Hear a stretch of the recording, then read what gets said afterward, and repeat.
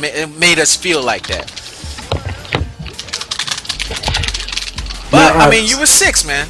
You were 6. Now, I Saki. don't care. Hold up. I don't care if people don't like anime. I care if they say DBZ is good when it. Shut the fuck up, Lag. Look, First of man. all, Dragon Ball Z was good. Dragon Ball GT was not. Let's Dragon get Ball this shit out GT place. was ass. But I'm not saying that because I'm not saying that because Akira Toriyama was not a part of Dragon Ball GT as he was with Z. I'm just saying that because it just was bad. It was bad. Except for Super Saiyan 4. Whatever. It still was bad. It was bad. I But, felt violated. Go ahead, Crim. No, my bad, Naruto. But let me let Crim finish because I cut him off like Kanye. Go ahead, man. It's all good. I was just saying, GT was ass. No, Dragon Ball Z. I like DBZ because I think it was actually good. I actually went back and watched Dragon Ball Z again just to make sure it withstood the test of time, and I still enjoyed that shit. Watch during.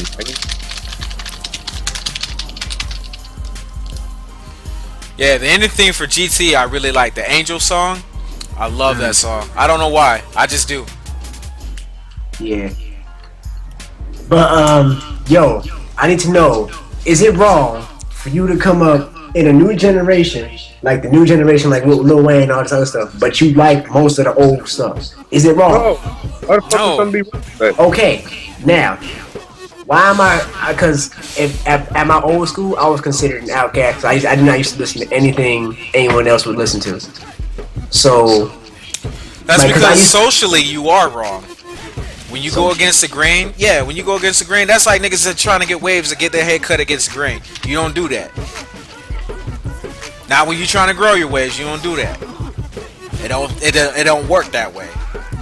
So when you go against the norm, you are a social pariah, whatever you want to call yourself, then you're looked upon as an outcast. Now, if your other qualities and traits outweigh that, then it don't really fucking matter. Then you good.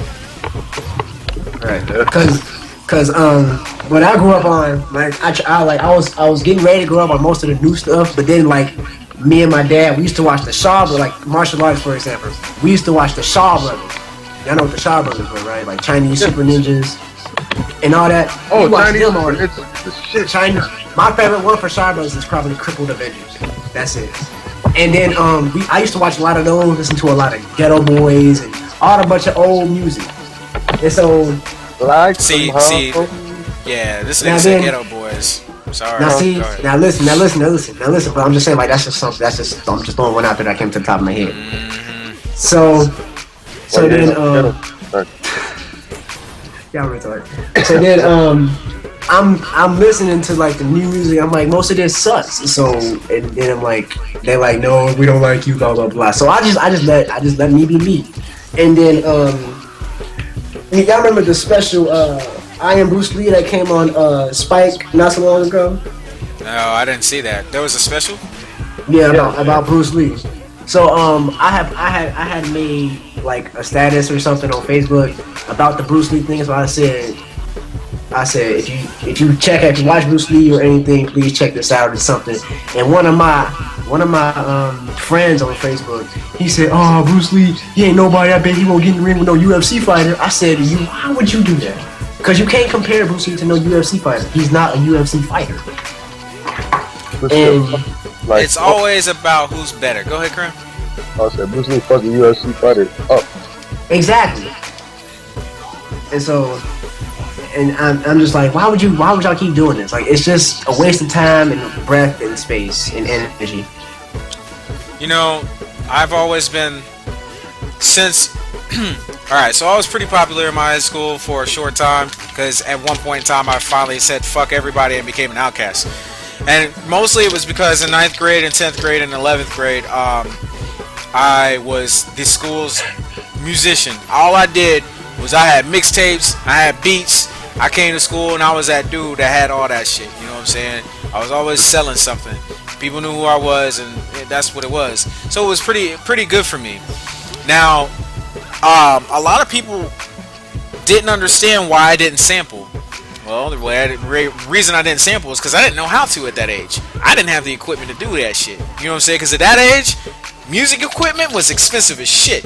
My little fucking raggedy ass keyboard that I could have got today for like maybe $500-$600, that shit cost $2,100. My mom got that shit for me. And so people would come to my house all the time and be like, "Yo, man, that beat's alright, man, but where the samples at? You ain't really making no beats." And after a while of hearing that shit, I started to really hate people because they would always be like, "Yo, why don't you remake Timbaland beats, man? Or why don't you remake Jazzy Faye beats, man, and call them shits your own?" Everybody had that mindset that I had to be somebody else. I couldn't be my own person. This ties directly into what you saying, Naruto. People expect you to follow what they think is right. You gotta do what you gotta do. And if those people don't accept it, then fuck it. You can still be friends with them, still be cordial with them, but right. do you. You know what I'm saying? Y'all don't even have to have that conversation ever again. Right. And I think that the problem really lies in that people don't think that's right. People think that immediately if we don't have this in common, and this is what I feel strongly about, I can't associate myself with you. That's not right. It was kind of like the same thing. It was kind of like the same thing when I first started dancing a couple years back. People were like, "Oh," they were kind of thinking, I was gay. I'm gonna use that word. They said I was gay. So then I'm like, now I'm on the higher scale of outcast, but nobody wants to really mess with me. But I still have my friends and stuff, but they're like, "Oh, you dance, and you do all this and that. Why don't you go for the school dance team, blah, blah, blah, blah, blah." And I'm just like, okay. So I was almost getting ready to give up on everything I like to do just to be a part of that particular group. Yeah. Oh, I remember this video. My bad, go ahead. But then my grandpa told me that do what you like, basically what you said, do what you want to do it. Fuck what everybody says. Yeah, you got to, and you got to learn how to make it, how to do it, but still remain. If you're a social person, still remain social. Don't just outcast yourself because it's not good. Yo, so I got a video from the chat that I had seen a long time ago, and it's making me smile right now to see it again. There's a video of Bruce Lee playing ping pong with a nunchuck versus two people, and he whooping they ass with a nunchuck. Yeah. If y'all ain't seen this video before, you really need to go check that out. When I first saw that, I thought that was the craziest shit ever. That was almost on par with motherfuckers catching flies with chopsticks. Thanks for that. Man, I got so many stories, bro. So many. Man, I stole his soul one time. Oh shit! Illuminati stories, y'all. This ain't that kind of stream, brother. I don't know what you trying to do. This man said soul to soul. Right. Shane Sloan was asking for soul, so I said, "Here you go, brother." All right. Good night, Sarah. Good night, Sarah. All right. That was cool. Mm-hmm. Where the porn at? You said where the porn at? The woman's gone. He's like the woman left. All right, bring out the porn. We gotta open up the stories and throw them on. Man, dog, this video. I don't want to talk about it. This shit gonna make me sad, man. Yeah. I was sad as a kid. Whenever I learned the truth behind, the Bruce Lee story and all that shit, that it made me sad as a kid. Cause I really didn't know until I was like 13 what really happened, everything that happened to Bruce Lee and how how his life was and all that stuff.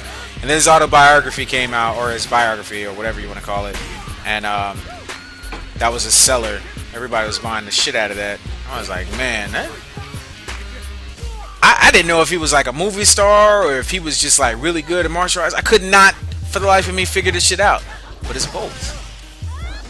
Yeah, and the thing was, my brother, dad, most of the boys in my household, we love Bruce Lee to that point that we actually bought like some of his books. Like we bought the the Taekwondo book, no, not Taekwondo, Jeet Kune Do. Jeet It was yeah.